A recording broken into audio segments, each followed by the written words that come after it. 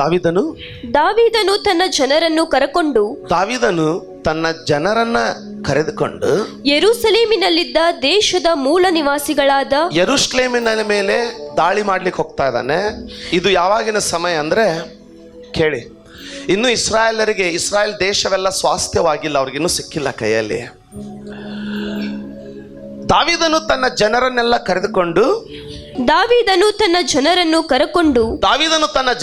ಕರೆದುಕೊಂಡು ಯೆರೂಸಲೇಮಿನಲ್ಲಿದ್ದ ದೇಶದ ಮೂಲ ನಿವಾಸಿಗಳಾದ ಯೆರೂಸಲೇಮಿನಲ್ಲಿದ್ದ ದೇಶದ ಮೂಲ ನಿವಾಸಿಗಳು ಅಂದ್ರೆ ಆ ದೇಶ ಅವರದು. ಇದು ಅರ್ಥ ಮಾಡ್ಕೊಳ್ಳಿ, ಅವರೇ ಅಲ್ಲಿಯ ಮೂಲ ವಾಸಿಗಳು. ಯಬೂಸಿಯರನ್ನ ಮೇಲೆ ಯೆರೂಸಲೇಮಿನ ಮೇಲೆ ಅವನು ದಾಳಿ ಮಾಡಲು ಹೋದಂತೆ. ಯೆಬೂಸಿಯರಿಗೆ ವಿರೋಧವಾಗಿ ಹೊರಟನು.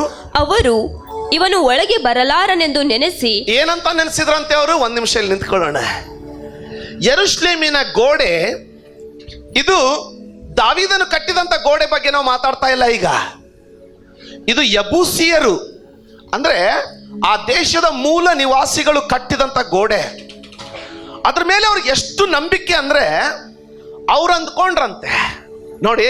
ಈಗ ದಾವೀದನ್ ಏನಪ್ಪಾ ಅಂದ್ರೆ ನಿನ್ನೆ ಇವತ್ತು ಹುಟ್ಟಿದಂತ ಹುಡುಗ. ಈಗ ಅವನು ಈಗ ತಾನೇ ಗೋಲಾಯತನನ್ನ ಸೋಲಿಸಿ ಸ್ವಲ್ಪ ಫೇಮಸ್ ಆಗಿದ್ದಾನೆ. ಯಬೂಸಿಯರು ಆ ಪಟ್ಟಣದಲ್ಲಿ ತುಂಬಾ ವರ್ಷದಿಂದ ಇದ್ದವರು. ಅವರು ಅಲ್ಲಿಯ ಮೂಲ ನಿವಾಸಿಗಳು ಮತ್ತು ಆ ಗೋಡೆಯನ್ನ ಆ ಪಟ್ಟಣವನ್ನ ಕಟ್ಟಿದವರು ಅವರು. ನಿನ್ನೆ ಮೊನ್ನೆ ಬಂದಂತ ಹುಡುಗ ಏನ್ ಮಾಡ್ಲಿಕ್ಕೆ ಸಾಧ್ಯ? ಅವ್ರ ಕಲ್ಪನೆ. ಅವ್ರು ಏನ್ ಹೇಳ್ತಾ ಇದಾರಂತೆ? ಇವನು ಒಳಗೆ ಬರಲಾರನು. ಏನಂತಾನೆ? ಇವನಿಗೆ ಒಳಗೆ ಬರ್ಲಿಕ್ಕೆ ಆಗಲ್ಲ ಬಿಡ. ಸೈತಾನನಿಗೆ ಒಂದು ಯೋಚನೆ, ಇವಳು ನನ್ನ ಕೈಯಿಂದ ತಪ್ಪಿಸ್ಕೊಳ್ಳಲ್ಲ ಬಿಡು. ಇವಳು ಸೈತಾನನಿಗೆ ಒಂದು ಕಾನ್ಫಿಡೆನ್ಸ್, ಇವನು ನನ್ನ ಕೈಯಿಂದ ತಪ್ಪಿಸ್ಕೊಳ್ಳಲ್ಲ ಬಿಡು. ಇವನು ಸೈತಾನನಿಗೆ ಒಂದು ಕಾನ್ಫಿಡೆನ್ಸ್, ದುಷ್ಟನಿಗೆ ಒಂದು ಕಾನ್ಫಿಡೆನ್ಸ್, ಈ ಸಭೆ ಬೇಳೆ ಅಲ್ಲ ಬಿಡಿದ.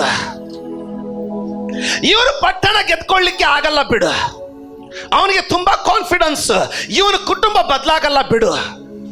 ಯಬೂಸಿಯರ ಯಾರಿಗಾದ್ರೂ ಅರ್ಥ ಆಗ್ತಾ ಇರೋದಾದ್ರೆ ಏನಾದ್ರೂ ಹೇಳ್ತೀರಾ ಇಲ್ಲಿ? ಸೈತಾನನಿಗೆ ಒಂದು ಕಾನ್ಫಿಡೆನ್ಸ್, ಇವನು ತನ್ನ ನಿರಾಶೆಯಿಂದ ಮೇಲೆ ಬರ್ಲಿಕ್ಕೆ ಆಗಲ್ಲ ಬಿಡು. ಸೈತಾನನಿಗೆ ಒಂದು ಕಾನ್ಫಿಡೆನ್ಸ್, ಜಪ್ಪ ಅಂದ್ರು ಇವನು ನನ್ನ ಶಾಪದಿಂದ ಇವನಿಗೆ ಬಿಡುಗಡೆ ಆಗ್ಲಿಕ್ಕೆ ಸಾಧ್ಯನೇ ಇಲ್ಲ ಬಿಡು. ಅವನಿಗೆ ಒಂದು ಕಾನ್ಫಿಡೆನ್ಸ್.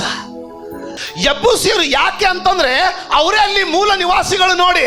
ಯಾಕಪ್ಪ ಅಂತಂದ್ರೆ ಸೈತಾನನು ಇಲ್ಲಿಯ ಮೂಲ ನಿವಾಸಿ ನೋಡಿ.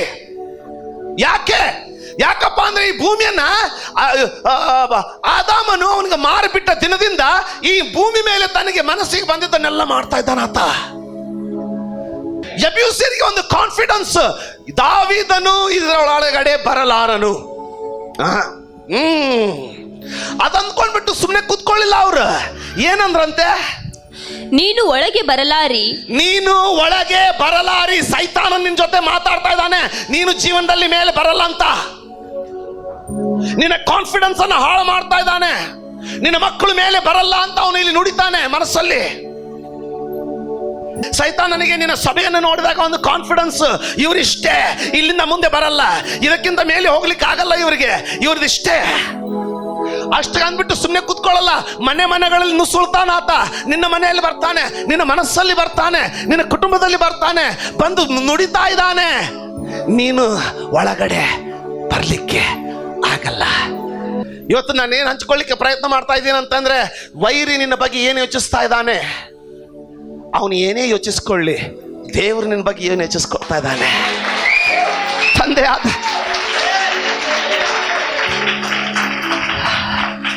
ನೀನು ನುಗ್ಗುವುದು ವೈರ್ಯ ಶಕ್ತಿ ಮೇಲೆ ಆಧಾರಿತನಾಗಿ ಅಲ್ಲ. ನೀನು ನುಗ್ಗೋದು ನಿನ್ನ ಶಕ್ತಿ ಮೇಲೆ ಆಧಾರಿತ ಅಲ್ಲ. ನೀನು ನುಗ್ಗೋದು ಕರ್ತನಾದ ಯೆಹೋವನ ಆತ್ಮನ ಶಕ್ತಿಯಿಂದ ನುಗ್ತೀಯ. ನುಗ್ತೀಯ. ನುಗ್ಗಿದ ನಂತರ ಗುದ್ದಿಯ. ಗುದ್ದಿದ ನಂತರ ಕಬಳಿಸ್ತೀಯ. ಕಬಳಿಸಿದ ನಂತರ ಆಕ್ರಮಿಸಿಕೊಳ್ತೀಯ. ಅವರು ಇವನು ಒಳಗೆ ಬರಲಾರನೆಂದು ಇವನೇನು ಒಳಗೆ ಬರಲಾರನು ಎಂದು ನೆನೆಸಿ, ಸೈತಾನನು ಬರೀ ನೆನೆಸ್ತಾ ಇದ್ದಾನೆ. ಇವನೇನು ಮಾಡ್ಲಿಕ್ಕೆ ಆಗಲ್ಲ ಅಂತ ನೆನೆಸೋನವನು. ನಾವು ನೆನೆಸೋರಲ್ಲ, ನಂಬೋರು. ನೆನೆಸೋರು ಗೆಲ್ಲಲ್ಲ, ನಂಬೋರು ಗೆಲ್ಲೋದು. ಯಾರಾದ್ರೂ ಇದ್ರ ಅಡಿಯಲ್ಲಿದ್ರೆ, ಯಾರಾದ್ರೂ ಈ ಮಂಡಲದ ಅಡಿಯಲ್ಲಿದ್ರೆ ಆಮೇಲೆ ಎಂದಾಗ ಹೇಳ್ತೀರಾ? ಇದನ್ನ ಅರ್ಥ ಮಾಡಿಕೊಳ್ಳೋರು ಯಾರಾದ್ರೂ ಇಲ್ಲಿದ್ರೆ ಸ್ತೋತ್ರ ಎಂದಾಗ ಹೇಳ್ತೀರಾ? ಹಲ್ಲೆಲೂಯ. ಆತನ ಅಂದ್ಕೊಳ್ತಾ ಇದ್ದಾನೆ ಅಂತಂದ್ರೆ ಇಷ್ಟೇ, ಆತ ನೆನೆಸಿದ ಕೋಟೆವರೆಗೂ ಬಂದಿದ್ದಾನೆ. ಒಳಗಡೆ ಬರ್ಲಿಕ್ಕೆ ಇವನಿಗೆ ಸಾಧ್ಯನೇ ಇಲ್ಲ. ನಮ್ಮ ಕಲ್ಲುಗಳು, ನಮ್ಮ ಗೋಡೆಗಳು ತುಂಬಾ ಸ್ಟ್ರಾಂಗ್. ಸೈತಾನನಿಗೆ ಒಂದು ಕಾನ್ಫಿಡೆನ್ಸ್ ಏನಪ್ಪಾ ಅಂತಂದ್ರೆ, ಇವನು ನನ್ನ ಕೈಯಿಂದ ಜಾರಿಕೊಳ್ಳಲ್ಲ. ಇವನ ಜೀವನದಲ್ಲಿ ನಾನು ಕಟ್ಟಿದಂತ ಸರಾಯಿ ಎಂಬಂತ ಕೋಟೆ ಎಷ್ಟು ಬಲವಾಗಿದೆ ಅಂತಂದ್ರೆ, ಈ ಯೇಸು ಅದನ್ನು ನುಗ್ಗಿಕೊಂಡು ಒಳಗಡೆ ಬಂದು ಇವನನ್ನು ಬಿಡಿಸ್ಲಿಕ್ಕೆ ಆಗಲ್ಲ. ಈ ಸಭೆಯವರಿಗೆ ಅದನ್ನು ನುಗ್ಗಿಕೊಂಡು ಒಳಗೆ ಬಂದು ಬಿಡಿಸ್ಲಿಕ್ಕೆ ಆಗಲ್ಲ. ಆತನಿಗೆ ಒಂದು ಕಾನ್ಫಿಡೆನ್ಸ್. ಆದ್ರೆ ದೇವ್ರ ವಾಕ್ಯ ಏನ್ ಹೇಳ್ತಾ ಇದೆ ನೋಡ್ರಿ, ನೀನು ಒಳಗೆ ಬರಲಾರಿ. ದಾವೀದನಿಗೆ ಹೇಳ್ತಾ ಇದ್ದಾರೆ, ನೀನು ಒಳಗೆ ಬರಲಾರೆ. You cannot come in side.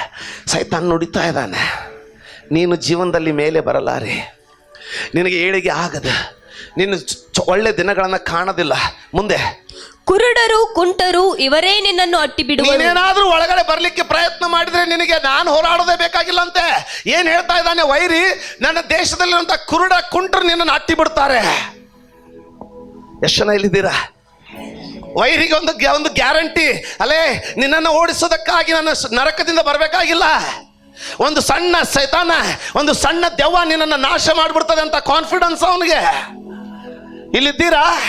ಒಂದು ಚಿಕ್ಕ ದೆವ್ವ ನಿನ್ನ ಮನೆಯನ್ನು ಹೊಡಿಲಿಕ್ಕೆ, ನಿನ್ನ ಐಕ್ಯತೆಯನ್ನು ಹೊಡಿಲಿಕ್ಕೆ ನಾನು ಒಂದು ಚಿಕ್ಕ ದೆವ್ವ ಕಳಿಸಿದ್ರೆ ಸಾಕು, ಒಂದು ಕುಂಟು ದೆವ್ವ, ಒಂದು ಕುರುಡು ದೆವ್ವ ನಿನ್ನ ಕುಟುಂಬವನ್ನು ಹೊಡೆದು ಬಿಡ್ತದೆ ಅನ್ನುವಂಥ ಕಾನ್ಫಿಡೆನ್ಸ್ ಅವನಿಗೆ. ಆದರೂ ಅವನು ಈಗ ದಾವೀದ ನಗರವೆನಿಸಿಕೊಳ್ಳುವ ಚಿಯೋನ್ ಕೋಟೆಯನ್ನು ಸ್ವಾಧೀನಪಡಿಸಿಕೊಂಡನು. ಕನ್ನಡದಲ್ಲಿ ಅಷ್ಟೇ ಇದೆ. ಆದರೂ ಅವರು ಸಿಯೋನ್ ಪಟ್ಟಣವನ್ನು ಆಕ್ರಮಿಸಿಕೊಂಡ್ರಂತ ಅಷ್ಟೇ ಇದೆ. ಮುಂದೆ ಹೋದಮ್ಮ. ಆ ದಿವಸ ದಾವೀದನು ಯಬೂಸಿಯರನ್ನು ಜಯಿಸಬೇಕೆಂದಿರುವವನು ಜಲದ್ವಾರದಲ್ಲಿ ಹತ್ತಿ ಹೋಗಿ, ಆ ದಿನದಲ್ಲಿ ದಾವೀದನು ಯಬೂಸಿಯರನ್ನ ಜಯಿಸಬೇಕೆನ್ನುವರು ಯಾರಾದ್ರೂ ನಮ್ಮಲ್ಲಿದ್ರೆ ನೋಡಿ, ಅದರ ಅರ್ಥ ಎಲ್ಲರೂ ಜಯಿಸ್ಲಿಕ್ಕೆ ಹೋಗೋರಲ್ಲ, ಎಲ್ಲರೂ ಜಯಿಸ್ಲಿಕ್ಕೆ ಹೋಗೋರಲ್ಲ. ನೀನು ಎಂಥವನು? ದಾವೀದನು ತನ್ನ ಸೇನೆಗೆ ಹೇಳ್ತಾ ಇದ್ದಾನೆ, ನಮ್ಮಲ್ಲಿ ಯಾರಾದರೂ ಈ ಯಬೂಸಿಯರನ್ನ ಗೆಲ್ಲಬೇಕೆಂದು ಜಯಿಸಬೇಕೆಂದಿರುವರಿದ್ರೆ ಜಲದ್ವಾರದಲ್ಲಿ ಹತ್ತಿ ಹೋಗಿ, ಒಳಗಡೆ ಹೋಗ್ಲಿಕ್ಕೆ ಜಗನೇ ಇಲ್ಲ ಅಲ್ಲಿ. ಒಳಗಡೆಯಿಂದ ಹೊರಗಡೆ, ಹೊರಗಡೆಯಿಂದ ಒಳಗಡೆ ಹೋಗುವುದಕ್ಕಾಗಿ ಒಂದು ಚಿಕ್ಕ ಹಳ್ಳನೂ ಅನ್ಲಿಕ್ಕೆ ಬರಲ್ಲ, ಒಂದು ಚಿಕ್ಕ ಗಟ್ರ, ಅದರಲ್ಲಿ ನೀರು ಅದರೊಳಗಡೆಯಿಂದಾನೆ ಒಳಗಡೆ ಹೋಗ್ಬೇಕು. ಒಳಗಡೆ ಹೋಗೋನು ಅದರೊಳಗಡೆಯಿಂದ ನುಡ್ಸುಳಿಕೊಂಡು ಒಳಗಡೆ ಹೋಗ್ಬೇಕು. ದಾವೀದನಿಗೆ ನನಗೆ ಅಸಹ್ಯರಾಗಿರುವ ಕುರುಡರನ್ನು ಕುಂಟರನ್ನು, ಈ ಕುರುಡ ಕುಂಟರು ಅಂತ ಕೊಚ್ಕೊಂಡಿದಾರಲ್ಲ, ಮುಂದೆ ಕಂದಕದಲ್ಲಿ ನಾಶ ಮಾಡಿ ಬಿಡಲಿ ಎಂದು ಹೇಳಿದರು. ಕಂಡಲ್ಲೇ ನಾಶ ಮಾಡಿ ಬಿಡಲಿ ಯಾರಿದ್ದಾರೆ ಅಂತ ಹೇಳ್ದಂತೆ. ಆದುದರಿಂದ ಕುರುಡರು ಕುಂಟರು ಇದ್ದಾರೆ, ಒಳಗೆ ಹೋಗಲಾಗದು ಎಂದು ಗಾದೆಯುಂಟು. ಗಾದೆನೆ ಉಂಟಾಗ್ಬಿಡ್ತಂತೆ. ಆದ್ರೆ ಆ ದಿನ ಆ ಚಿಕ್ಕ ನದಿ, ಆ ಚಿಕ್ಕ ಒಂದು ಎಂಟ್ರನ್ಸ್ ಮೂಲಕ ಅದು ಚಿಂತೆ ಇಲ್ಲ. ಯಾವ ವೈರಿ ಯಾವ ಕೋಟೆ ಮೇಲೆ ನಿಂತ್ಕೊಂಡು ಇವರು ಒಳಗಡೆ ಬರ್ಲಿಕ್ಕೆ ಆಗೋದಿಲ್ಲ, ಇವರು ನನ್ನನ್ನು ಗೆದ್ದುಕೊಳ್ಳಲಿಕ್ಕೆ ಆಗಲ್ಲ, ಇವರು ನನ್ನನ್ನು ಮುಟ್ಲಿಕ್ಕೆ ಆಗಲ್ಲ ಅಂತ ಇದ್ರು, ಅದೇ ಕೋಟೆಯಲ್ಲಿ ದಾವೀದನು ನುಗ್ಗಿ, ಯಾವ ಕುರುಡರು ನಿನ್ನ ಅವರೇ ಸಾಕು ನಿನ್ನನ್ನು ನೋಡ್ಲಿಕ್ಕೆ ಅಂತ ಅಂದಿದ್ರು, ಅವರ ದೃಷ್ಟಿಯಲ್ಲಿಯೇ ದಾವೀದ ನಗರಿ ಎಂಬುದಾಗಿ ಕರೆಸಲ್ಪಡುವಂತ ಯೆರೂಸಲೇಮ್ ಪಟ್ಟಣವನ್ನ ಆ ದಿನ ಅವನು ನುಗ್ಗಿ, ಯಾರಾದ್ರೂ ಎಂಬುದಾಗಿ ಹೇಳ್ತೀರಾ? ನುಗ್ಗಿ ಎಂಬುದಾಗಿ ನುಗ್ಗಿ, ಅದೇ ದಿನ, ಒಂದು ವರ್ಷದ ನಂತರ ಅಲ್ಲ, ಒಂದು ತಿಂಗಳ ನಂತರ ಅಲ್ಲ, ಒಂದು ವಾರದ ನಂತರ ಅಲ್ಲ, ಹೊರಟು ಹೋಗಿ ತನ್ನನ್ನು ತಾನು ಬಲಪಡಿಸಿಕೊಂಡು ಬಂದ ನಂತರ ಅಲ್ಲ, ಅಲ್ಲಿಯೇ ನಿಂತುಕೊಂಡವನಾಗಿ ಅದೇ ದಿನ, ಅದೇ ಗಳಿಗೆ, ಅದೇ ದಿನ, ಈಗೋ ನಾನು ಹೊಸ ಕಾರ್ಯವನ್ನು ಮಾಡುತ್ತಿದ್ದೇನೆ, ಈಗೋ ನಾನು ಹೊಸ ಕಾರ್ಯವನ್ನ ಮಾಡುವನಿದ್ದೇನೆ. ಅದು ನಾಳೆ ಅಲ್ಲ, ನಾಡಿದ್ದು ಅಲ್ಲ, ಮುಂದಿನ ವಾರ ಅಲ್ಲ, ಮುಂದಿನ ತಿಂಗಳಲ್ಲ. ಯೆಹೋವನು ಹೇಳಿದೆ ಅಂತಂದ್ರೆ, ಈಗೋ ಈಗಲೇ. ಯಾರಾದ್ರೂ ಹೇಳ್ತೀರಾ ಈಗಲೇ? ಯಾರಾದ್ರೂ ಹೇಳ್ತೀರಾ ನನ್ನ ಮಹತ್ ಕಾರ್ಯ ಈಗಲೇ ಅದು ತಲೆದೋರುತ್ತಲಿದೆ. ನಿಮಗೆ ಕಾಣದು ಅಡವಿಯಲ್ಲಿ ಮಾರ್ಗವನ್ನ, ಮರುಭೂಮಿಯಲ್ಲಿ ಹೊಳೆಗಳನ್ನು ಹರಿಸುವೆನೆಂಬುದಾಗಿ ದೇವರ ಆತ್ಮನು ಹೇಳ್ತಾ ಇದ್ದಾನೆ. ಈಗ, ನಾಳೆ ಅಲ್ಲ, ಇಲ್ಲಿದ್ದೀರಾ ಆತನು ಹೊರಟು ಹೋಗ್ಲಿಲ್ಲ, ಸಿದ್ಧನಾಗಿ ಬರ್ತೇನಂತ ತಿರ್ಗಾ ಬರಲಿಲ್ಲ. ನಿಂತಲ್ಲಿ ಅದೇ ದಿನ ಅನೌನ್ಸ್ ಮಾಡ್ದ, ನಮ್ಮಲ್ಲಿ ಯಾರಾದರೂ ನನಗೆ ಅಸಹ್ಯವಾಗಿರುವಂಥ ಈ ಯಬೂಸಿಯರ ಕುರುಡು ಕುಂಟ್ರನ್ನ ಸ್ವಾಧೀನಪಡಿಸಿಕೊಳ್ಳಲಿಕ್ಕೆ ಇಲ್ಲಿರುವುದಾಗಿದ್ರೆ ಒಳಗಡೆ ನುಗ್ಗಿ ಒಬ್ಬ ಇಸ್ರಾಯೇಲನಾದರೂ ತಿರುಗಿ ಹೋಗ್ಲಿಲ್ಲ. ಎಲ್ಲರೂ ದೇಶದಲ್ಲಿ ನುಗ್ಗಿದ್ರ. ಆ ದಿನ ನುಗ್ಗಿದ್ರು ನೋಡ್ರಿ, ಇವತ್ತಿನವರೆಗೂ ಯೆರೂಸಲೇಮ್ ಅವ್ರ ಕೈಯಲ್ಲಿದೆ. Do today or never. ಒಂದು ಇವತ್ತು ಸ್ವಾಧೀನಪಡಿಸಿಕೋ, ಇಲ್ಲದೆ ಹೋದ್ರೆ ಎಂದಿಗೂ ನಿನ್ನ ಸ್ವಾಧೀನ ಆಗಲ್ಲ. ಸ್ವಾಧೀನಪಡಿಸಿಕೋ, ಇಲ್ಲದೆ ಹೋದ್ರೆ ನಿನ್ನ ಸ್ವಾಧೀನ ಆಗಲ್ಲ. ನ್ಯೂ ಲಿವಿಂಗ್ ಟ್ರಾನ್ಸ್ಲೇಷನ್ ಹೇಳ್ತದೆ, ದ ಎನಿಮೀಸ್ ಆರ್ ಟಾಂಟೆಡ್. ಟಾಂಟ್ ಹೊಡೆದ್ರಂತೆ, ಅಯ್ಯೋ ಬಂದ್ಬಿಟ್ಟ ಇವನು, ಇಲ್ಲಿವರೆಗೊಂದು ಏನೋ ಬಂದ, ಒಳಗಡೆ ಬರ್ಲಿಕ್ಕೆ ಅಪ್ಪ ಅಂದ್ರೆ ಇವನಿಗೆ ಆಗಲ್ಲ, ಸಾಧ್ಯನೇ ಇಲ್ಲ. ಎಂತೆಂಥವ್ರು ಬಂದು ಹೋಗಿದ್ದಾರೆ ಇಲ್ಲಿ, ಅವ್ರಿಗೆ ಒಳಗಡೆ ಬರ್ಲಿಕ್ಕೆ ಆಗಲ್ಲ. ಈ ದಾವೀದನೇನು ಬರ್ತಾನೆ, ಅಯ್ಯ ಒಂದು ಅಭಿಷೇಕ ಇದೆ ಅಯ್ಯ, ದೇರ್ ಇಸ್ ಅನ್ ಅನಾಯಿಂಟಿಂಗ್, ನಿನ್ನ ಮೇಲೆ ಒಂದು ಅಭಿಷೇಕ ಇದೆ. ಅದು ಎಂತೆಂಥವ್ರೋ ನಮಗೆ ಗೊತ್ತಿಲ್ಲ, ಆದರೆ ಒಂದು ಗೊತ್ತು, ಆ ಅಭಿಷೇಕ ಕುರಿ ಕಾಯೋನ ಮೇಲೆ ಬಂದರೂ ಚಿಂತಿಲ್ಲ, ಆತನ ಯೆರೂಸಲೇಮನ್ನು ಗೆದ್ಕೊಂಡ್ಬಿಡ್ತಾನೆ. ನಿನ್ನ ಮೇಲೆ ಒಂದು ಅಭಿಷೇಕ ಇದೆ, ಯಾರಾದರೂ ಇದ್ರೆ ಅದನ್ನು ಸ್ವೀಕರಿಸ್ಕೊಳ್ರಿ. ನಿನ್ನ ಮೇಲೆ ಅಭಿಷೇಕ ಇದೆ. ವೈರಿ ಬಂದು ತೋರಿಸ್ತಾನೆ, ಅಲ್ಲೋ ಆ ಬಿಷಪ್ಗೆ ಆಗಿಲ್ಲ, ನಿನಗಾಗುತ್ತಾ? ವೈರಿ ಬಂದು ತೋರಿಸ್ತಾನೆ, ಅಯ್ಯೋ ಅವನಿಗೆ ಆಗಿಲ್ಲ, ನಿನಗಾಗುತ್ತಾ? ಲೇ ಆತನಿಗೆ ಆಗಿಲ್ಲ, ನಿನಗೇನಾಗುತ್ತೆ? ಆತನ ಹತ್ರ 5,000 ಜನ ಮೆಂಬರ್ಸ್ ಇದ್ದಾರೆ, ಅವನಿಗೆ ಆಗಲಿಲ್ಲ, ನಿನಗಾಗ್ಬಿಡ್ತದ? ಆಗ ಒಂದು ನೆನ್ಪಿಟ್ಕೊಳ್ಳಿ, ದೇವರ ಆತ್ಮನಿಂದ ಹೊರಟ ಒಂದು ಅಭಿಷೇಕ ನಿನ್ನ ಮೇಲಿದೆ. ಯಾರ್ಯಾರು ಆತನನ್ನು ಸ್ವೀಕರಿಸಿಕೊಂಡವರು ಅವರಿಗೆ ದೇವರ ಮಕ್ಕಳಾಗುವ ಅಧಿಕಾರವನ್ನು ಕೊಟ್ಟಂತ ಬರ್ತದೆ. ಯಾರ್ಯಾರು ಆತನನ್ನು ಸ್ವೀಕರಿಸಿಕೊಂಡ್ರು ಅವರಿಗೆ ದೇವರ ಮಕ್ಕಳಾಗುವ ಅಧಿಕಾರ. ಆ ಅಧಿಕಾರದಲ್ಲಿ ಒಂದು ಅಭಿಷೇಕ ಇದೆ, ಅದು ಯಬೂಸಿಯರನ್ನು ಎತ್ತಿ ಒಗೆಯುವಂತ ಅಭಿಷೇಕ, ಅದು ವೈರಿಗಳನ್ನು ಎತ್ತಿ ತುಳಿಯುವಂತ ಅಭಿಷೇಕ. ನೀನು ಆ ಅಭಿಷೇಕದ ಅಡಿಯಲ್ಲಿ ಹೋಗುವುದಾಗಿದ್ರೆ, ನೀನು ಆ ಅಭಿಷೇಕದಲ್ಲಿ ಇಲ್ಲಿವರೆಗೆ ಯಾರು ಮುರಿಯದಂತ ಬಾಗಿಲುಗಳನ್ನ ನೀನು ಮುರಿತೀಯ. ಯಾಕಂದ್ರೆ ಮುರಿಯುವವನು ನೀನಲ್ಲ, ನಿನ್ನ ಮೇಲಿರುವಂಥ ಯೆಹೋವನ ಆತ್ಮನ. ಮುರಿಯುವಂಥವನು ನೀನಲ್ಲ, ನಿನ್ನ ಮೇಲಿರುವಂಥ ದೇವರ ಆತ್ಮನ. ಅಯ್ಯೋ, ಅಲ್ಲಿ ಎಷ್ಟೋ ರಕ್ತ ಕುಸುಮದ ಸ್ತ್ರೀಯರಿದ್ರಿ, ಒಬ್ಬಳಲ್ಲ ಇಬ್ಬರಲ್ಲ. ಇಸ್ರಾಯೇಲ್ ಒಂದು ದೇಶದಲ್ಲಿ ಒಬ್ಬಳಿಗೆ ರಕ್ತ ಕುಸುಮ ರೋಗ ಇರಲಿಕ್ಕೆ ಸಾಧ್ಯನೇ ಇಲ್ಲ. ಒಂದು ದೇಶದಲ್ಲಿ ಒಬ್ಬರಿಗೆ ಕುಷ್ಠರೋಗ ಇರಲಿಕ್ಕೆ ಸಾಧ್ಯನೇ ಇಲ್ಲ. ಅಲ್ಲಿ ಎಷ್ಟೋ ಜನ ಕುಷ್ಠರೋಗಗಳಿದ್ರು, ಅಲ್ಲಿ ಎಷ್ಟೋ ಜನ ರಕ್ತ ಕುಸುಮದಿಂದ ನಳ್ತಾ ಇದ್ದಂಥ ಸ್ತ್ರೀಯರಿದ್ರು. ಆದರೆ ಒಬ್ಬ ಸ್ತ್ರೀಯಲ್ಲಿ ಗೊತ್ತಾಯ್ತು, ಒಬ್ಬ ಸ್ತ್ರೀಗೆ ಒಂದು ಅರಿವುಂಟು. ಏನಪ್ಪ ಅಂತಂದ್ರೆ, ಎಲ್ಲ ಸ್ತ್ರೀಯರಿಗೆ ಸೈತಾನನು ಒಂದೇ ಹೇಳಿಟ್ಟಿದ್ದಾನೆ, ನಿನ್ನ ರೋಗಕ್ಕೆ ಮದ್ದಿಲ್ಲ, ನಿನ್ನ ರೋಗಕ್ಕೆ ಔಷಧಿ ಇಲ್ಲ, ನಿನಗೆ ಬಿಡುಗಡೆ ಇಲ್ಲ. ಎಲ್ಲರೂ ಆ ಸುಳ್ಳನ್ನು ಕೇಳ್ಕೊಂಡು ಮನೆಯಲ್ಲಿ ಕೂತಿದ್ರೆ ಒಬ್ಬಳಿದಾಳೆ. ಅವಳು ಆ ಸುಳ್ಳಿಗೆ ಮಳೆಯುವವಳಲ್ಲ, ಆ ಸುಳ್ಳಿಗೆ ಒಪ್ಪಿಸಿ ಕೊಡುವವಳಲ್ಲ. ಈ ಅಭಿಷೇಕದಲ್ಲಿ ಯಾರಾದ್ರೂ ಇದ್ರೆ ಹೇಳ್ರಿ, ಯೆಹೋವನ ಅಭಿಷೇಕ ನನ್ನ ಮೇಲಿದೆ, ಯೆಹೋವನ ಅಭಿಷೇಕ ನನ್ನ ಮೇಲುಂಟು. ಯಬೂಸಿಯರನ್ನ ಸೋಲಿಸುವಂತ ಯೆಹೋವನ ಅಭಿಷೇಕ ನನ್ನ ಮೇಲುಂಟು. ನೀನು ಅನ್ಕೊಳ್ತಾ ಇರ್ಬೋದು ಅಭಿಷೇಕ ನನ್ನ ಮೇಲಿಲ್ಲ ಅಂತ. ನನ್ನಲ್ಲಿ ಕೇಳು, ಅನೇಕ ಜನರು ಯೆರೂಸಲೇಮ್ ವಿರುದ್ಧವಾಗಿ ಬಂದಿದ್ದಾಗ್ಯೂ ಆ ಯೆರೂಸಲೇಮನ್ನ ಕೆಡುವಂಥ ಅಭಿಷೇಕ ಅವ್ರ ಮೇಲಿರಲಿಲ್ಲ.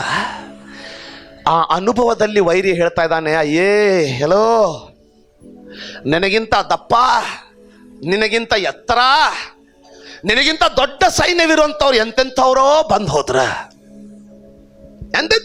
ಹೋದ್ರ, ಈ ಕೋಟೆ ಒಳಗಡೆ ಬರ್ಲಿಕ್ಕಾಗಲಿಲ್ಲ. ಏನೋ ಈ ಪಟ್ಟಣದಲ್ಲಿ ತುಂಬಾ ಅಭಿಷಿಕ್ತನೆ ಎಂದಾಗ ಹೇಳ್ಕೊಳ್ತಾ ಇದ್ದೀಯಾ, ನಿನ್ನನ್ನು ಕುಂಟ್ರು ಓಡಿಸ್ಬಿಡ್ತಾರೆ. ಆಮೇಲೆ ಕೇಳ್ತಾ ಇದ್ರ, ಕುಂಟ್ರು ನಿನ್ನನ್ನು ಓಡಿಸ್ಬಿಡ್ತಾರಂತ ಹೇಳಿದ್ರೆ, ದಾವೀದನು ಅವರಿಗೆ ಉತ್ತರ ಹೇಳಿಲ್ಲ. ದೇವರು ನಿನ್ನನ್ನು ಕರೆದಿದ್ದು ವೈರಿಗೆ ಉತ್ತರ ಹೇಳಲಿಕ್ಕಲ್ಲ, ದಾಳಿ ಮಾಡಲಿಕ್ಕೆ, ನೇರವಾಗಿ ದಾಳಿ ಮಾಡಲಿಕ್ಕೆ. ಉತ್ತರ ಕೇಳಿಲ್ಲ, ನೇರವಾಗಿ ನುಗ್ಗುದ. ಕೇಳಿ, ಯಾವ ದಿನ ಯೇಸು ಯೋಹಾನ್ ಬರೆದ ಸುವಾರ್ತೆಯಲ್ಲಿ, ಇದನ್ನು ಲಕ್ಷ್ಯ ಕೊಟ್ಟು ಕೇಳಿ, ಯಾವ ದಿನ ಯೇಸು ಯೋಹಾನ್ ಬರೆದ ಸುವಾರ್ತೆಯಲ್ಲಿ ತನ್ನನ್ನು ನಂಬುವವರಿಗೆ ದೇವರ ಮಕ್ಕಳಾಗುವ ಅಧಿಕಾರವನ್ನು ಕೊಟ್ಟನು. ಅಂದರೆ ಆತನನ್ನು ಸ್ವೀಕರಿಸಿಕೊಳ್ಳುವವರಿಗೆ ದೇವರ ಮಕ್ಕಳಾಗುವಂಥ ಅಧಿಕಾರ ಕೊಟ್ಟನೆಂಬುದಾಗಿ ಹೇಳಿದ್ನಲ್ಲ, ಅದೇ ದಿನ ಎಲ್ಲ ಯಬೂಸಿಯರ ಕೋಟೆಯೊಳಗಡೆ ನುಗ್ಗಿ ಅವರನ್ನು ಸದೆ ಬಡಿದು ಅಭಿಷೇಕದಲ್ಲಿಯೂ ಜಯದಲ್ಲಿಯೂ ನೀನು ಜೀವಿಸುವಂತೆ ಅದೇ ದಿನ ಆ ಜಯದ ಅಭಿಷೇಕ ನಿನ್ನ ಮೇಲೆ ಬಂದಾಗಿದೆ. ಅನೇಕ ನೂರಾರು ರಕ್ತ ಕುಸುಮದ ಸ್ತ್ರೀಯರು ಒಬ್ಬರಾದ್ರೂ ಬರಲಿಲ್ಲ, ಎಲ್ಲರಿಗೂ ಮೋಸ. ಯಾಕಂದ್ರೆ ರೋಗಿಯ ಸ್ನೇಹಿತ ನೋಡಿ, ಅವಳ ಇನ್ನೊಬ್ಬ ಸ್ನೇಹಿತರು ಹೇಳ್ತಾ ಇರ್ಬೋದು, ಯಾಕಂದ್ರೆ ಅಲ್ಲಿ ದೇವ್ರ ವಾಕ್ಯ ಸ್ಪಷ್ಟವಾಗಿ ಬರ್ತದೆ, ಅವಳು ಎಲ್ಲಾ ವೈದ್ಯರ ಕಡೆಗೆ ತಿರುಗಿ ಹೋಗಿ ತನ್ನ ಎಲ್ಲಾ ಸ್ವಾಸ್ಥ್ಯವನ್ನ ಹಾಳು ಮಾಡಿಕೊಂಡರೂ ಯಾವುದೇ ಉಪಯೋಗವಾಗಿರಲಿಲ್ಲ. ಅನೇಕ ವೈದ್ಯರ ಕಡೆಗೆ ಹೋಗಿ ತನ್ನ ಸ್ವಾಸ್ಥ್ಯವನ್ನು ಕೊಟ್ಟರೆ, ಹಣ ಖರ್ಚು ಮಾಡಿದ್ರು ಅವಳಿಗೆ ಗುಣ ಆಗಿರಲಿಲ್ಲ. ಸೈತಾನಿಗೆ ಒಂದು ಕಾನ್ಫಿಡೆನ್ಸಲ್ಲೂ ಎಲ್ಲ ಪ್ರವಾದಿ ಮುಗೀತು, ಎಲ್ಲ ಗುಡ್ಡ ಮುಗೀತು, ಎಲ್ಲ ಹೊಳೆ ಮುಗೀತು, ಎಲ್ಲ ತೆಂಗಿನಕಾಯಿ, ಕುಂಬಳಕಾಯಿ, ಲಿಂಬಿನಕಾಯಿ ಎಲ್ಲ ಮುಗೀತು. ಲೇ, ನಿನಗೆ ಆರಾಮಾಗಲ್ವೋ, ನಿನಗೆ ಸುಧಾರಿಸಲ್ವೋ? ಅವಳಿಗೆ ಸೋತು ಹೋಗ್ಲಿಕ್ಕೆ ಎಲ್ಲ ಚಾನ್ಸ್ ಇದೆ. ಆದರೆ ಈ ದಾವೀದನ ಕುಮಾರಿ ಅವಳು, ಯೂದ ಕುಲದ ದಾವೀದನ ಸಿಂಹದ ಮರಿಗಳು ಯಾರಾದ್ರೂ ಇಲ್ಲಿದ್ರೆ ಆಮೇಲೆ ಎಂದಾಗ ಒಂದ್ಸಾರಿ ಹೇಳ್ತೀರಾ? ಅವಳು ಹೇಳ್ತಾ ಇದ್ದಾಳೆ, ಇಲ್ಲ, ಸಾಧ್ಯನೇ ಇಲ್ಲ. ಎಲೆ ಎಬುಸಿಯರೇ, ನೀವು ನೂರಾರು ರಕ್ತ ಕುಸುಮ ರೋಗದವ್ರನ್ನ ಇಟ್ಕೊಂಡಿರ್ಬೋದು, ಆದ್ರೆ ನನಗೆ ಗೊತ್ತು, ಯಾರ್ಯಾರು ಆತನನ್ನು ಸ್ವೀಕರಿಸಿದ್ರು ಅಂದ್ರೆ ಆತನ ಮೇಲೆ ನಂಬಿಕೆ ಇಟ್ಟರು, ಅವರಿಗೆ ಯಬೂಸಿಯರ ಮೇಲೆ ದಾಳಿ ಮಾಡಿ ತಮ್ಮ ಆರೋಗ್ಯವನ್ನ ಕಿತ್ತುಕೊಳ್ಳುವಂತ ಅಧಿಕಾರವನ್ನ ಕೊಟ್ಟ. ಅವಳು ಮುಟ್ಟಿದ್ದೆ ತಡ, ಕುಂಡ್ರು ಎಲ್ಲರೂ ಕಿತ್ಕೊಂಡೋದ್ರು. ಕೇಳ್ತಾ ಇದ್ದೀರಾ ಅಂತ ಅಂದ್ಕೊಳ್ತೀನಿ. ಕೇಳ್ತಾ ಇದ್ದೀರಾ? ಇನ್ನು ಕೆಲವರಿಗೆ ದೇವ್ರು ನನ್ನ ನೋಡ್ತಾ ಇದ್ದಾನ ಅಂತ ಪ್ರಶ್ನೆ. ಪಾಸ್ಟ್ರೇ, ದೇವ್ರು ನನ್ನ ಪ್ರೀತಿ ಮಾಡಲ್ಲ, ನನ್ನ ನೋಡಲ್ಲ. ಒಂದು ವಿಚಿತ್ರವಾದ ಸಂಗತಿ ಹೇಳ್ತೇನೆ. ನಿಮ್ಮಲ್ಲಿ ಎಷ್ಟು ಜನರಿಗೆ ಕೆಲವೊಂದು ಸಾರಿ ಈ ರೀತಿ ಅನಿಸಿರ್ಬಹುದು, ದೇವ್ರು ನನ್ನ ಮೇಲೆ ದೃಷ್ಟಿ ಇಟ್ಟಿದಾನೋ ಇಲ್ಲೋ ನನಗೆ ಗೊತ್ತಿಲ್ಲ. ಪ್ರಾಮಾಣಿಕವಾಗಿ ಹೇಳಿ. ಒಂದು ವಿಷಯ ತಿಳಿಸ್ತೀನಿ, ಕೇಳಲಿಕ್ಕೆ ತಾಳ್ಮೆ ಇರುವುದಾಗಿದ್ರೆ ಗಟ್ಟಿಯಾಗಿ ಹೇಳ್ತೀರಾ? ಆಮೇನ್, ಆಮೇನ್, ಆಮೇನ್. ಮೋಶೆಗೆ ದೇವರು ಕರೆದ, ಮೋಶೆ. ಆಮೇನ್. ದೇವ್ರು ಕರೆದ ಅಂದರೆ ಏನೋ ಕೆಲಸ ಇದೆ. ಇನ್ನೊಬ್ಬ ವ್ಯಕ್ತಿ ಇದ್ದಾನೆ, ಎಲಿಯನ. ಪರಲೋಕದಿಂದ ಬೆಂಕಿನೇ ತಂದ್ಬಿಟ್ಟ. ಓದಿದ್ದೀರಾ ಮೊದಲನೇ ಅರಸುಗಳ ಪುಸ್ತಕದಲ್ಲಿ? ಪರಲೋಕದಿಂದ ಬೆಂಕಿನೇ ತಂದ್ಬಿಟ್ಟ, ಮಳೆಯನ್ನ ನಿಲ್ಲಿಸ್ಬಿಟ್ಟ, ಮಳೆನೇ ನಿಲ್ಲಿಸ್ಬಿಟ್ಟ ಆತ. ಮಳೆಯನ್ನ ತಾನು ಹೇಳಿದ ಮೇರೆಗೆ ತಿರುಗಿ ತಂದ. ಬೆಂಕಿ ರಥದಲ್ಲಿ ಸ್ವರ್ಗಕ್ಕೆ ಏರ್ ಹೊಡ್ಬಿಟ್ಟ. ಆದರೆ ಆದಿಕಾಂಡದಿಂದ ಪ್ರಕಟಣೆ ಗ್ರಂಥವರೆಗೆ ಚೆನ್ನಾಗಿ ಹುಡುಕಿ, ನೀವು ಇತಿಹಾಸದಲ್ಲೂ ಹುಡುಕಿ, ಎಲ್ಲಿಯೂ ಬರ್ದಿಲ್ಲ ದೇವರು ಅವನನ್ನ ಕರೆದನು ಅಂತ. ದೇವರು ಮೋಶೆಯನ್ನ ಕರೆದಂತ ಬರೆದಿದೆ. ಮೋಶೆ ಅಂತ ಕರೆದಂತ ಬರೆದಿದೆಯಾ? ಎಲಿಷನ ಮೇಲೆ ಎಲಿಯನು ಹೊದಿಕೆಯನ್ನು ಹಾಕಿ ಪ್ರವಾದಿಯನ್ನಾಗಿ ಅಭಿಷೇಕಿಸಿದನು ಅಂತ ಬರೆದಿದೆ. ಎಲಿಯನ ಮೇಲೆ ಯಾರು ಕೈ ಇಟ್ಟು ತೋರಿಸಿ? ಎಲ್ಲಿಯೂ ಬರ್ದಿಲ್ಲ. ಅದಕ್ಕೆ ಅವನು ಬಂದು ಹೇಳ್ತಾ ಇದ್ದಾನೆ, ಮೊದಲನೇ ಅರಸುಗಳ ಪುಸ್ತಕ 17ನೇ ಅಧ್ಯಾಯದ 1ನೇ ವಚನದಲ್ಲಿ ಆತನು ಏನ್ ಹೇಳ್ತಾ ಇದ್ದಾನೆ ನೋಡಿ. ಗಿಲ್ಯಾದಿನ ಪ್ರವಾಸಿಗಳಲ್ಲಿ ತಿಷ್ಟಿಯನಾದ ಎಲಿಯ ಎಂಬವನು ಅಹಾಬನಿಗೆ, ನಾನು ಸನ್ನಿಧಿ ಸೇವೆ ಮಾಡುತ್ತೇನೆ. ಏನ್ ಹೇಳ್ತಾ ಇದ್ದಾನೆ? ನನ್ನನ್ನು ಕರೆದ ದೇವರು ಅಂತ ಹೇಳ್ತಾ ಇಲ್ಲ ನೋಡಿ, ಲಕ್ಷ್ಯ ಕೊಟ್ಟು ಓದಿ. ಇದು ಮೊದಲೇ ಸಾರಿ ಅವನು ಮಾತಾಡ್ತಾರೆ. ಇದಕ್ಕಿಂತ ಮುಂಚೆ ನೀವು ಎಲಿಯನ ಬಗ್ಗೆ ಓದ್ಕೊಳ್ಳಲ್ಲ. ಇದೇ ಮೊದಲೇ ಸಾರಿ ಎಲಿಯನ ಬಗ್ಗೆ ಓದ್ಕೊಳ್ತಾ ಇದ್ದೀವಿ. ಮೊದಲನೇ ಘಟನೆಯಲ್ಲಿ ಏನ್ ಹೇಳ್ತಾ ಇದೆ? ಅವನು ಏನ್ ಹೇಳ್ತಾ ಇದ್ದಾನೆ? ನಾನು ಸನ್ನಿಧಿ ಸೇವೆ ಮಾಡುವ ಯೆಹೋವನಾಣೆ. ಅದೇ ಏಷಾಯನು ಬರುವಾಗ ಏನ್ ಹೇಳ್ದ? ಇಗೋ ಯೆಹೋವನು ಇಂತೆನ್ನುತ್ತಾನೆ. ಯೆರೆಮೀಯನು ಇಗೋ ಯೆಹೋವನು ಇಂತೆನ್ನುತ್ತಾನೆ. ದಾನಿಯೇಲನು ಇಗೋ ಯೆಹೋವನು ಇಂತೆನ್ನುತ್ತಾನೆ. ಯೆಹೋವನು ಈ ರೀತಿ ಹೇಳಿದ ಅಂತ ಹೇಳ್ತಾರೆ. ಆದ್ರೆ ಈ ಎಲಿಯನು ಹಂಗೆ ಹೇಳ್ತಾ ಇಲ್ಲ. ಅವನ ವಿಚಾರ ಮಾಡ್ತಾ ಇದ್ದೀರಿ ಅದ್ರ ಬಗ್ಗೆ? ಯಾಕೆಂದ್ರೆ ನಾವೆಂತ ಜನರಾಗಿದ್ದೇವೆ ಅಂದ್ರೆ, ಯಾವ್ದಾದ್ರು ಪ್ರವಾದಿ ಬಂದು ನನ್ನ ತಲೆ ಮೇಲೆ ಕೈ ಇಟ್ಟು ಅಥವಾ ನನ್ನ ಹೆಸರನ್ನ ಕರೆದು, ದೇವ್ರು ನಿನ್ನ ಆರಿಸ್ಕೊಂಡಿದ್ದಾನೆ, ಇವನು ದೊಡ್ಡ ಪಾಸ್ಟರ್ ಆಗ್ತಾನೆ, ದೇವ್ರು ಏನನ್ನು ಉಪಯೋಗಿಸ್ಕೊಳ್ತಾನೆ ಅಂತ ಹೇಳುವಾಗ ಉಳಿದವರೆಲ್ಲ ಏನು ಅಂದ್ಕೊಳ್ತೀವಿ? ನಾವೇನೂ ಇಲ್ಲ, ಪುಂಗಿ. ದೇವ್ರು ಇವನನ್ನು ಮಾತ್ರ ಉಪಯೋಗಿಸ್ತಾನೆ ಅನ್ನೋಂಥ ಕಲ್ಪನೆ ಬಂದ್ಬಿಡ್ತದೆ. ಆದರೆ ನಿನಗೆ ಹೇಳ್ತಾ ಇದ್ದೀನಿ, ಬೈಬಲಲ್ಲಿ ಒಂದು ಸಾರಿ ತೋರಿಸ್ತು ನೀನು ಎಲಿಯನನ್ನು ದೇವ್ರು ಕರೆದಂತ. ಎಲಿಯನ್ ಹೇಳ್ತಾ ಇದ್ದಾನೆ, ನಾನು ಸನ್ನಿಧಿ ಸೇವೆ ಮಾಡುವ ಯೆಹೋವನ ಆಣೆ, ನಾನು ಹೇಳುವವರೆಗೆ ಮಳೆಯೂ ಬೀಳಲ್ಲ, ಮಂಜು ಬರಲ್ಲ. ಮೊದಲನೇ ಅರಸುಗಳ ಪುಸ್ತಕ 19ನೇ ಅಧ್ಯಾಯದ 10ನೇ ವಚನದಲ್ಲಿ ಎಲಿಯನ್ ಏನು ಹೇಳ್ತಾ ಇದ್ದಾನೆ ನೋಡಿ. 9ನೇ ವಚನದಿಂದ ಓದಮ್ಮ. ಆಗ ಅವನು ಯೆಹೋವನಿಂದ, ಎಲಿಯನೇ ನೀನು ಇಲ್ಲೇನು ಮಾಡುತ್ತೀ ನೀನು ಇಲ್ಲೇನು ಮಾಡ್ತಾ ಇದ್ದಿ ಎಂಬ ವಾಣಿಯು ಕೇಳಿಸಿತು. ಅಂದ ವಾಣಿ ಅವನಿಗೆ ಕೇಳಿಸ್ತಂತೆ. ಅವನು ಅದಕ್ಕೆ, ಹಾ. ಸೇನಾಧೀಶ್ವರನಾದ ದೇವರೇ, ಯೆಹೋವನೇ, ಇಸ್ರಾಯೇಲ್ಯರು ನಿನ್ನ ನಿಬಂಧನೆಗಳನ್ನು ಮೀರಿದ್ದಾರೆ. ಇಸ್ರಾಯೇಲರು ನಿನ್ನನ್ನು ಬಿಟ್ಬಿಟ್ಟಾರ ಸ್ವಾಮಿ. ಕೇಳ್ತಾ ಇದ್ದೀರಾ ನನ್ನನ್ನು ನೋಡಿ, ಇಸ್ರಾಯೇಲರು ನಿನ್ನನ್ನು ಬಿಟ್ಬಿಟ್ಟಿದ್ದಾರೆ. ಯಜ್ಞವೇದಿಗಳನ್ನು ಕೆಡವಿ ನಿನ್ನ ಹಾಕಿದ್ದಾರೆ, ಯಜ್ಞವೇದಿಗಳನ್ನ ಕೆಡವು ಬಿಟ್ಟಿದಾರಪ್ಪ. ಪ್ರವಾದಿಗಳನ್ನು ಕತ್ತಿಯಿಂದ ಸಂಹರಿಸಿದ್ದಾರೆ. ನಿನ್ನ ಪ್ರವಾದಿಗಳನ್ನ ಕೊಂದು ಬಿಟ್ಟಿದಾರಪ್ಪ. ನಾನೊಬ್ಬನೇ ಉಳಿದು, ಇಲ್ಲಿ ನೋಡು ಏನಂತ ಇದ್ದಾನೆ, ನಾನೊಬ್ಬನೇ ಇರೋದು, ನಿನ್ನ ಭಕ್ತನು ನಾನೊಬ್ಬನೇ ಇರೋದು. ನಿನ್ನ ಗೌರವವನ್ನು ಕಾಪಾಡುವುದರಲ್ಲಿ ಆಸಕ್ತನಾಗಿದ್ದೆನು.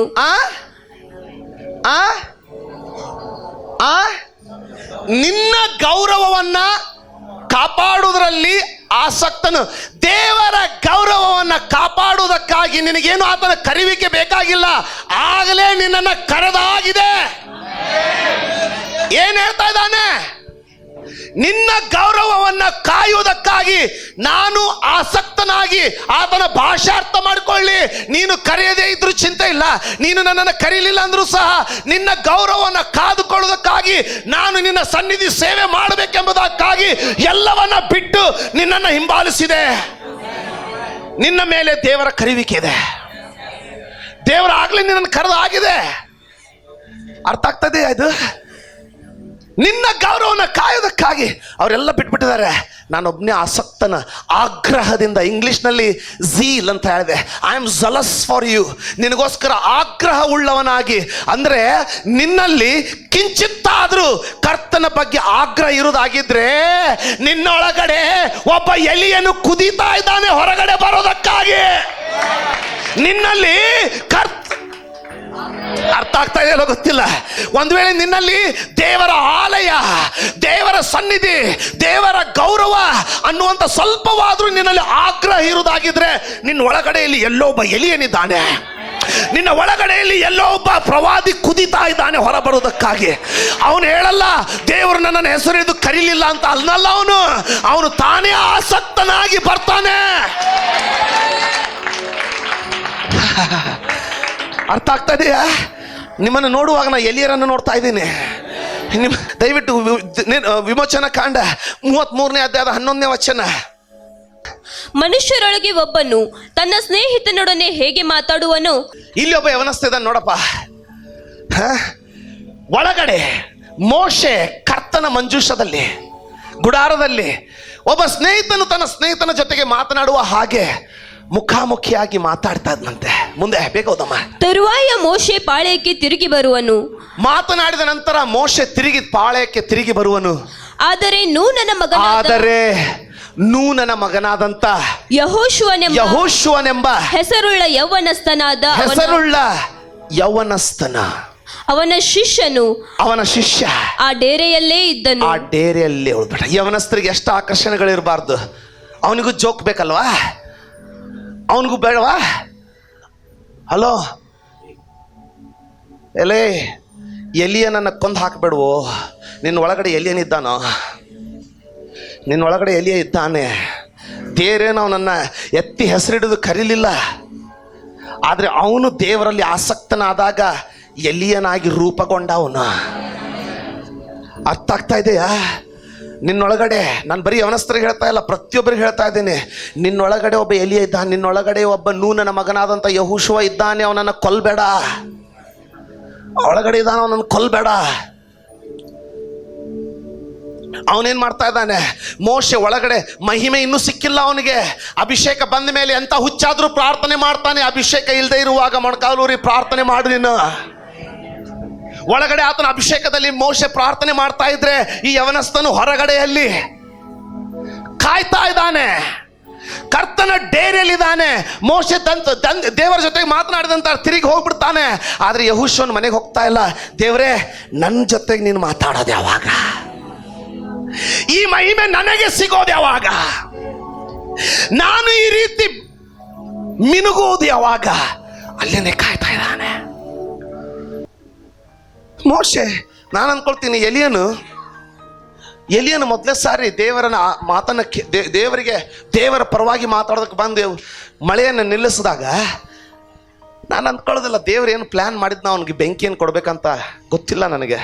ಆದರೆ ಅವನ ಆಗ್ರಹ, ಆತನ ಆಸಕ್ತಿ ಬೆಳೀತಾ ಬೆಳೀತಾ ಬೆಳೀತಾ ಬೆಳೀತಾ, ಕೇಳ್ತಾ ಇದ್ದೀರಾ? ನಾನು ಅದನ್ನು ಹೇಗೆ ನೋಡ್ತೀನಿ ಗೊತ್ತಾ? ಮೊದಲು ಅವನಿಗೆ ನೋಡಿ, ದೇವರು ಅವನನ್ನು ಎಲ್ಲಿ ಕಳಿಸಿದ ನೋಡಿ ಚಿತ್ರ ನೋಡಿ. ಅವನು ಹೇಳ್ತಾ ಇದ್ದಾನೆ, ಎಲಿಯನ್ನು ಬಂದು ಹೇಳ್ತಾ ಇದ್ದಾನೆ, ಎಲಿ ಆಹಾಬನೇ, ನನ್ನ ಮಾತಿನ ಹೊರತು ಇಂದಿನ ಮಳೆ ಆಗಲ್ಲ, ಮಳೆನೇ ಬರಲ್ಲ ಅಂತ ಹೇಳಿ ಹೊರಟು ಬಿಟ್ರೆ, ಅದಾದ ನಂತರ ದೇವ್ರು ಬಂದ, ಒಳ್ಳೇದು ಮಾಡಿದೆ, ಈಗೇನು ಮಾಡ್ತೀಯ? ದೇವ್ರು ಹೇಳ್ತಾ ಇದ್ದಾನೆ, ಬೆಟ್ಟಕ್ಕೆ ಬಾ, ಅಲ್ಲಿ ಒಂದು ಗವಿ ಇದೆ, ಆ ಗವಿಯಲ್ಲಿ ನೀನು ಕೂತ್ಕೋ, ಆ ಗವಿಯಲ್ಲಿ ನಾನು ನಿನಗೆ ಕಾಗೆಗಳು ನಿನಗೆ ಬಂದು ಊಟ ಕೊಡ್ತದೆ. ಈಗ ಎಲಿಯನಲ್ಲಿ ದೇವರವನ್ನ ನಡೆಸೋರಿಗೆ ಕಾಯ್ತಾನ, ಓಡಿ ಹೋಗ್ತಾನ? ಓಡಿ ಹೋದ್ರೆ ಅವನು ಬೆಂಕಿ ತರುವಂತ ಎಲಿಯನ್ ಆಗೋದೇನೇ ಇಲ್ಲ. ಅಲ್ಲೇ ಉಳಿದ್ರೆ ಯೆಹೋವನು ಏನೆಲ್ಲ ಮಾಡ್ಲಿಕ್ಕಿದ್ದಾನೋ ಗೊತ್ತಿಲ್ಲ. ಓಡಿ ಹೋದ್ಯೋ ಕಳ್ಕೊಂಡು ಬಿಡ್ತೀಯ. ಅಲ್ಲೇ ತಾಳು, ದೇವ್ರು ಏನೇನು ಮಾಡ್ಲಿಕ್ಕಿದ್ದಾನೋ ಗೊತ್ತಿಲ್ಲ. ಅರ್ಥ ಆಗ್ತದೆ? ದೇವ್ರ ನಿನ್ನ ಜೀವನದಲ್ಲಿ ಇನ್ನೂ ಏನೆಲ್ಲ ಮಾಡ್ಲಿಕ್ಕಿದ್ದಾನೋ ಅರಿವಿಲ್ಲ. ಇಲ್ಲಿವರೆಗೆ ಬರುವಾಗ ನಾನು ಇಲ್ಲಿವರೆಗೆ ಮುಟ್ತೀನಂತ ಗೊತ್ತಿರಲಿಲ್ಲ, ನನಗೆ ಗೊತ್ತೇ ಇರಲಿಲ್ಲ. ಗೊತ್ತಿದ್ರೆ ಅಯ್ಯ, ಒಬ್ಬ ಹುಚ್ಚನಿಗೆ ನೀನು ಅರಸನಾಗ್ತೀಯ ಅಂತ ತೋರಿಸಿದ್ರೆ ಮಾರನೇ ದಿನದಿಂದನೇ ಅವನು ಅರಸನಾಗಿ ರೆಡಿ ಆಗ್ಬಿಡ್ತಾನೆ. ಯಾರಾದರೂ ಮಾಡ್ತಾರೆ ಅದನ್ನ. ಆದ್ರೆ ಅದನ್ನು ತೋರಿಸದೇ ಇರುವಾಗ, ಅದು ಗೊತ್ತಾಗದೇ ಇದ್ದಾಗ, ದೇವರು ನಿನ್ನಲ್ಲಿ ಏನು ಮಾಡ್ಲಿಕ್ಕಿದ್ದಾನೆಂಬಂತ ಅರಿವು ನಿನಗಿಲ್ಲದೆ ಇದ್ದಾಗ ಆ ಗವಿಯಲ್ಲಿ ಬಿದ್ದುಕೊಂಡಿರೋದು ನೋಡು, ಅದು ಚಾಲೆಂಜ್. ಅದು ಆ ರಕ್ತ ಕುಸುಮ ರೋಗಿಯ ನಂಬಿಕೆ, ಅದು ಆ ಎಲಿಯನ ನಂಬಿಕೆ. ಬೆಂಕಿ ಬರೋದು ಆತನಿಗೆ ಗೊತ್ತೂ ಇರಲಿಲ್ಲ. ದೇವರು ಬೆಂಕಿ ಮೂಲಕ ಉತ್ತರ ಕೊಡ್ತಾನನ್ನುವಂಥ ಗ್ಯಾರಂಟಿನೂ ಇರಲಿಲ್ಲ. ನಾನು ಅಂದ್ಕೊಳ್ತೇನೆ, ಕಣ್ಣು ಕಾಣಲಿಲ್ಲ, ಕಿವಿ ಕೇಳಲಿಲ್ಲ, ಯಾವ ಹೃದಯವೂ ಗ್ರಹಿಸಲಿಲ್ಲ. ದೇವರು ತಾನು ಆದುಕೊಂಡವರಿಗೋಸ್ಕರ, ತನ್ನನ್ನು ಪ್ರೀತಿಸುವವರಿಗೋಸ್ಕರ ಇಟ್ಟುಕೊಂಡಂಥ ಸಂಗತಿಯನ್ನ ಯಾವ ಮನಸ್ಸು ಗ್ರಹಿಸಲಿಲ್ಲ. ನಿನಗೆ ಅರಿವಿಲ್ಲ ದೇವರು ಸಭೆಯನ್ನು ಎಲ್ಲಿವರೆಗೂ ಒಯ್ಲಿಕ್ಕಿದ್ದಾನೆ. ನಿನಗೆ ಅರಿವಿಲ್ಲ ನಿನ್ನ ಕುಟುಂಬವನ್ನು ದೇವರು ಎಲ್ಲಿವರೆಗೂ ಒಯ್ಲಿಕ್ಕಿದ್ದಾನೆ. ನಿನಗೆ ಅರಿವಿಲ್ಲ ದೇವರು ಎಷ್ಟರ ಮಟ್ಟಿಗೆ ನಿನ್ನನ್ನು ಎತ್ತಲಿಕ್ಕಿದ್ದಾನೆ. ಪಕ್ಕದವ್ರಿಗೆ ಹೇಳು, ದೇವರು ನಿನ್ನನ್ನು ಎತ್ತಾನೆ, ದೇವರು ನಿನ್ನನ್ನು ಎತ್ತುತ್ತಾನೆ. ನಿನ್ನ ಪಕ್ಕದವ್ರಿಗೆ ಹೇಳು, ದೇವರು ನಿನ್ನನ್ನು ಎತ್ತಿ ಎತ್ತುತ್ತಾನೆ.